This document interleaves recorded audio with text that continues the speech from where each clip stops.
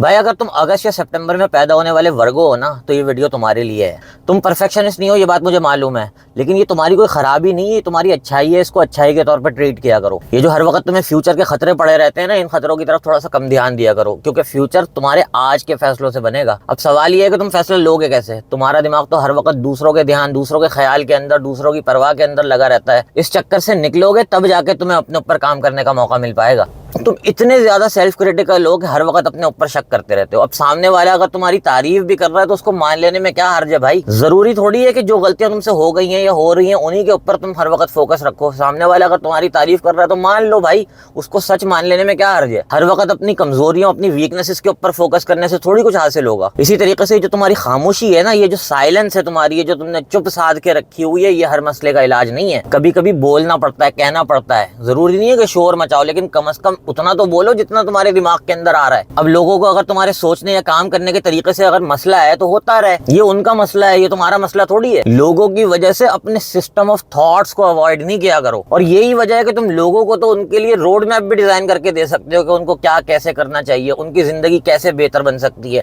ये सब कुछ तुम कर सकते हो, लेकिन अपने लिए क्या करोगे। जब अपनी बात आती है तो फिर क्यों पीछे हट जाते हो भाई। तो भाई वर्गो होने को अपनी वीकनेस मत बनाओ, ये तो तकदीर का फैसला है। लेकिन जो स्ट्रेंथ तुम्हें इससे हासिल करनी है उसके लिए तो तुम्हें खुद ही कुछ करना पड़ेगा ना। और उसके लिए सबसे पहला करने का काम ये है कि फैसला लेने और उसके ऊपर अमल करने की आदत डालो। थोड़ा सा एक्सप्रेस करने की आदत डालो। अभी भी तुम अंदर ही अंदर मुस्कुरा रहे हो, इसलिए थोड़ा सा एक्सप्रेसिव बनो।